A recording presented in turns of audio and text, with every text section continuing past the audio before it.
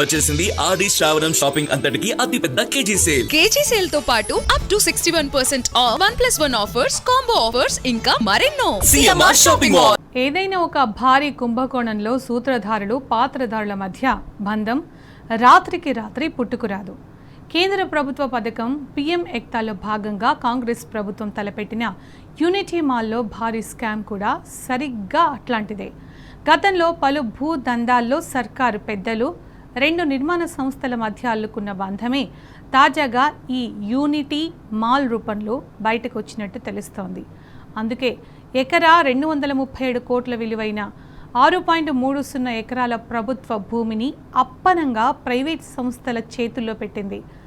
చారాన సర్కారు ఖాతాలో వేసి బారాన ఆ సంస్థల చేతుల్లో పెట్టడం వెనుక వాటాల స్థాయి కూడా భారీగానే ఉందని ఆరోపణలు వినిపిస్తున్నాయి.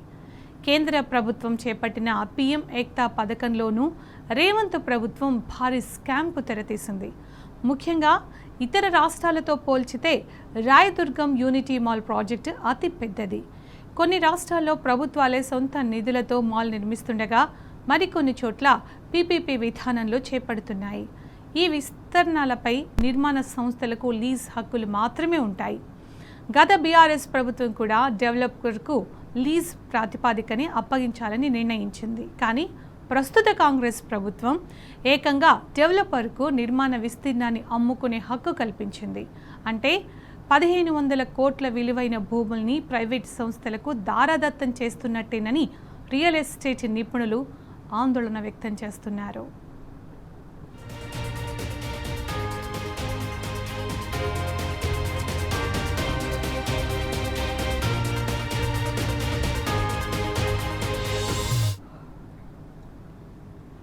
అత్యంత ఖరీదైన ప్రాంతమైన కాజాగూడలో వంశీరామ్ బిల్డర్స్ దాదాపు 29 ఎకరాల ప్రభుత్వ భూమిలో ఆకాశ హర్మ్యాలు నిర్మించింది. ప్రభుత్వ భూమిని ఆక్రమించి నిర్మాణ ప్రాజెక్టు చేపట్టారని 4 కాంగ్రెస్ ఎమ్మెల్యేలు అసెంబ్లీ లాబీ సహా పలు సందర్భాల్లో మీడియా ముందు కూడా చెప్పారు. దీనిపై హైడ్రాకు ఫిర్యాదు చేసినా పట్టించుకోవడం లేదని వారు హైకోర్టును ఆశ్రయించారు. కానీ చాలా కాలంగా ఆ 4 ఎమ్మెల్యేలు ఈ ఊస ఎత్తకపోగా హైడ్రా, రెవెన్యూ సహా ఏ ఒక్క శాఖ కూడా అటువైపు కన్నెత్తి చూడడం లేదు. చివరకు హైకోర్టులో ఆ ఎమ్మెల్యేలు వేసిన పిటిషన్ పరిస్థితి ఏమిటో కూడా ఎవరికీ అంతుబట్టడం లేదు.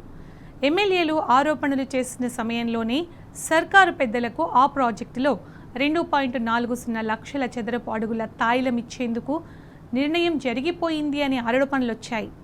ఈ క్రమంలోనే తాజా ప్రాజెక్టును దక్కించుకోవడంలో వంశీరామ్ బిల్డర్స్ లీడ్ మెంబర్గా మారారు.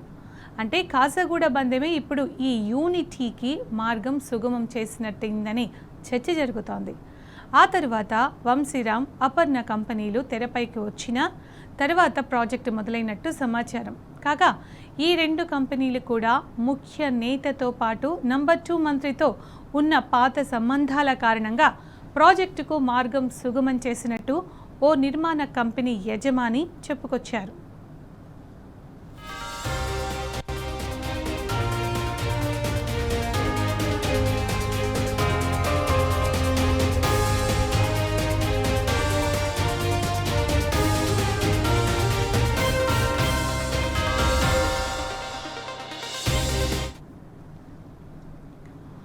పిఎం ఏక్తా ప్రాజెక్ట్ దక్కించుకున్న ద్వయంలో రెండో కంపెనీ అయిన అపర్ణ ఇన్ఫ్రా హౌసింగ్కు సర్కారు పెద్దలకు 2.5 ఏళ్లలో భారీ బంధాలు ఏర్పడినట్లు మార్కెట్ వర్గాల్లో చర్చ.